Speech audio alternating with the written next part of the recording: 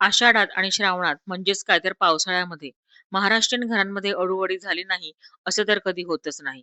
तर आज आपण भरपूर लेयर्स असलेली अगदी कमी तेलकट, खवंग आणि कुरकुरीत एक महिना सहज टिकेल शिवाय प्रवासात देखील नेता येईल अशी अळूवडीची एक नवीन रेसिपी बघणार आहोत.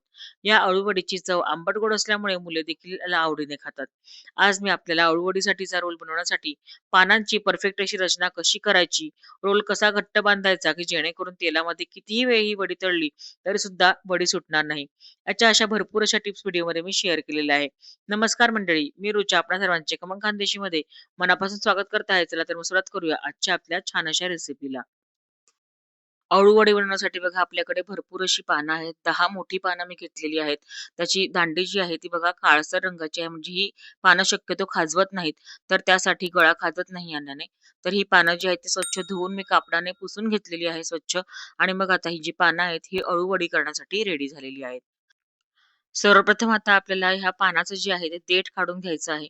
तर हळुवारपणे आपली जी सुरी आहे ती अगदी अलगद अशी पकडून आपल्याला देठ आणि हा थोडासा जो भाग आहे त्याच्या शिरांचा तो काढून घ्यायचा आहे. ती मोठी शीर आपल्याला काढून घ्यायची आहे आणि यानंतर आपल्याला लाटण्याच्या सहाय्याने दाखवल्याप्रमाणे हे पान अगदी सरळ असं करून घ्यायचं आहे.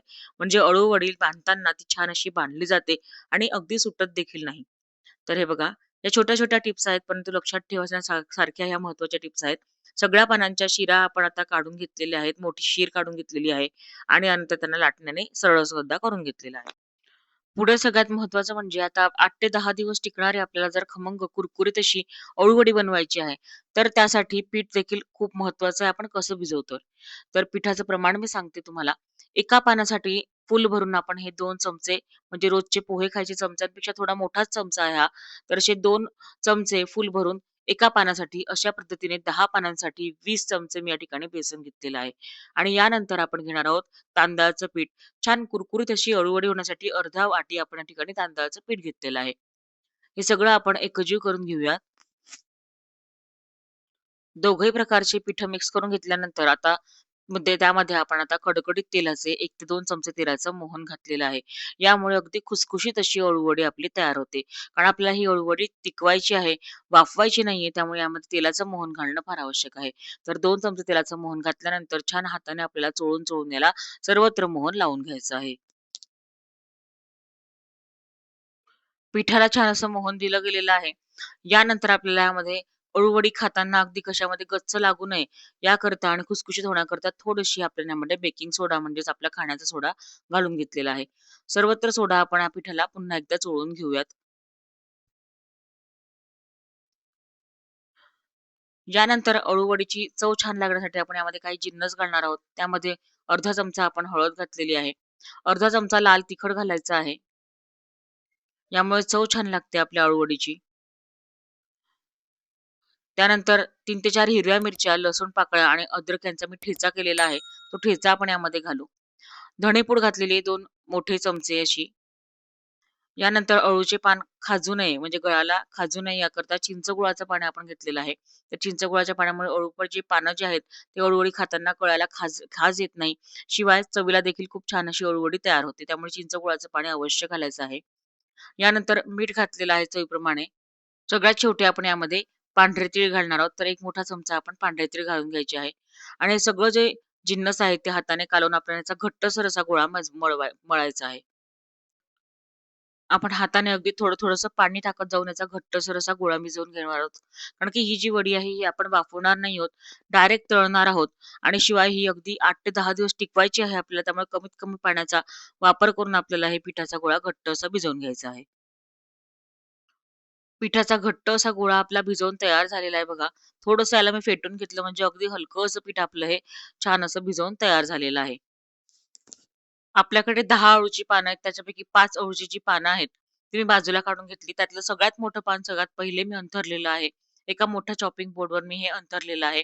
त्याला आता आपण हे पीठ लावून घेणार आहोत.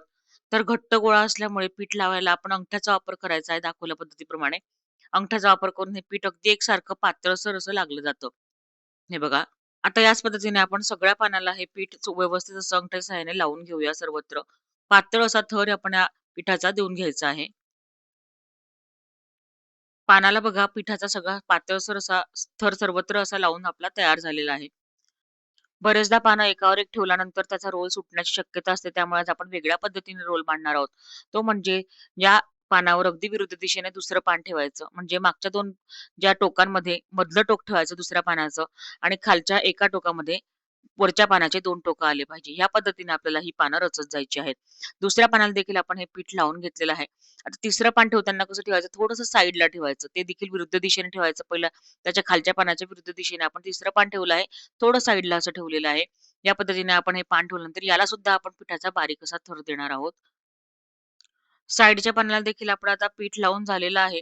यानंतर आता त्याच्या साइडला म्हणजे थोडंसं कडेला पुन्हा विरुद्ध दिशेने आपल्याला चौथं पान रचायचं आहे. हे बघा. त्याला सुद्धा आपण आता पीठ लावून घेऊ. चौथ्या पानाला देखील आपलं पीठ लावून झालेलं आहे. यानंतर आता शेवटचं जे पान आहे ते मधोमध आपल्याला ठेवायचं आहे. हे बघा, शेवटचं सगळ्यात लहान पान आहे आणि क्रमाक्रमाने आपल्याला हे पानं लहान-लहान अशा ह्या पद्धतीने सगळ्यात खाली मोठं पान आणि त्यानंतर सगळ्यात लहान पान सगळ्यात शेवटी या पद्धतीने ठेवलेलं आहे. त्याला सुद्धा बघा आपण पीठ लावत आहोत. 5व्या आणि शेवटच्या पानाला देखील आता आपण हे बेसन पिठाचं जे मिश्रण आहे ते लावून घेतलेलं आहे. यानंतर फोल्ड करताना बघा सगळ्यात खालचं पान जे आहे ते वर आलं पाहिजे. या दिशेने आपल्याला फोल्ड मारत जायचं आहे. दोघही बाजूंनी आपण घडी करून घेतलेली पानांची व्यवस्थित जेणेकरून खालचं जे पान होतं सगळ्यात खालचं ते देखील आपल्याला दिसलं पाहिजे. असा व्यवस्थित आपल्याला हा घड्या करून घ्यायच्या आहेत. त्याला सुद्धा थोडंसं असं पीठ लावत जायचं आहे. म्हणजे चिटकलं छान जाते. ही जो रोल आहे हा अजिबात सुटत नाही तेलामध्ये. बाजूला पीठ लावून झालं, की खालच्या दिशेचे जे टोक आहे, ते सुद्धा आपण घडी मारून घ्यायचं, फोल्ड करून घ्यायचं. त्याला सुद्धा आपण पीठ थोडंसं लावून घ्यायचं. म्हणजे काय होतं, जेव्हा आपण ही घडी करत जातो, त्याचा रोल गुंडाळत जातो, तेव्हा हा रोल अजिबात सुटत नाही. थोडंसं पीठ लावलं आहे. अगदी हलका दाब देत आपल्याला पुढे-पुढे करत हा रोल आपल्याला अळूवडीचा बांधत जायचा आहे, दाखवल्या पद्धतीप्रमाणे. हे बघा, व्यवस्थित गोल आपला येत आहे. जशा पद्धतीने आपण पेपरचा रोल करतो त्या पद्धतीनेच पुढचे 2 टोकं सुद्धा मी घडी करून फोल्ड मारून घेतलेले आहेत आणि दोघही बाजूंनी दाब देत हलक्या सगळ्या बोटांचा वापर करून आपल्याला हा रोल आहे हा बांधत जायचा आहे.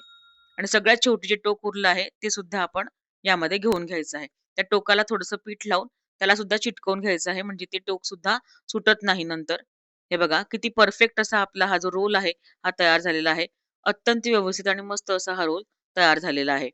जेव्हा आपण याचे काप करू तेव्हा ते खूप सुंदर असे काप याचे पडले जातात. आपल्या अळूवड्यांसाठीचे दोघंही रोल छान घट्ट असे बांधून तयार झालेले आहेत. तर आज आपण हे रोल अजिबात वाफवणार नाही आहोत. तर आज आपण खमंग व कुरकुरीत अगदी महिनाभरच्या टिकणाऱ्या ह्या वड्या करणार आहोत. तर त्यासाठी बघा हे जो रोल आपण केलेला आहे तो छान असा बारीक-बारीक असे काप करून घ्यायचे आहेत. त्याच्या वड्या पाडून घ्यायच्यात आपल्याला आणि ह्या वड्या आपण आज डायरेक्टली तळून घेणार आहोत. म्हणजे ह्या छान अशा टिकल्या जातात, अजिबात खराब देखील होत नाही. तर बघा एका रोलच्या आपण बारीक-बारीक अशा वड्या कापून घेतलेल्या आहेत आणि अगदी छान अशा याच्या अगदी एकावर एक छान अशा लेयर्स अशा दिसत आहेत बघा, मस्त अशी. तर आपण आता त्यांना खमंग असं तळून घेणार आहोत. मंद ते मध्यम आचेवर आपण तेल तापवून घेतलेलं आहे. अगदी कडकडीत ते तापवायचं नाहीये. मंद ते मध्यम आचेवर आपल्याला बघा, ही अळू वड्या सोडत जायच्या आहेत. आपण बघू शकता गॅस जो आहे तो मंदच आहे. मंद आचेवर दोघही बाजूंनी खरपूस असं आपण ह्या अळूवडीला छान असं तळून घ्यायचं आहे. म्हणजे अगदी कुरकुरीत अशी अळूवडी तयार होते आणि चिंच गूळ घातल्यामुळे चवीला अगदी अफलातून अशी लागते. अळूवड्या आपण मंद आचेवर तळू. त्याला थोडाफार वेळ लागतो. हे बघा साधारणतः 3 ते 4 मिनिटांनी दोघंही बाजूंनी अगदी छान सोनेरी रंगावर कुरकुरीत अशा अळूवड्या तळल्या गेलेल्या आहेत.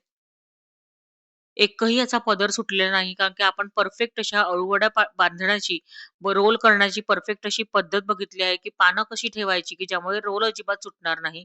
हे बघा तळल्यानंतर रोल अजिबात सुटलेला नाही आणि पदर देखील बघू शकता आपण आपल्या अळूवडीला किती छान आणि मस्त पडलेले आहेत.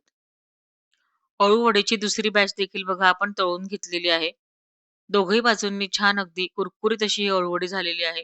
या बॅचमधली सुद्धा एकही अळूवडीची पदर बघा सुटलेले नाहीत. तर अळूवडी बांधण्याची म्हणजेच रोल करण्याची परफेक्ट अशी पद्धत आज आपण शेअर केल्यामुळे एकही आपली अळूवडी तेलामध्ये सुटलेली नाही. अगदी छान अशा अळूवड्या आपल्या तयार झालेल्या आहेत. बऱ्यापैकी आपल्या अळूवड्या ज्या आहेत त्या तळून आता रेडी झालेल्या आहेत. दोघही बाजूंनी छान खरपूस अशा तळल्या गेल्यात. अजिबात तेलकट देखील नाहीत. आपण जर हवाबंद डब्यात जर यांना ठेवल्या, तर अगदी महिनाभर देखील छान अशा राहतात. अजिबात खराब होत नाहीत.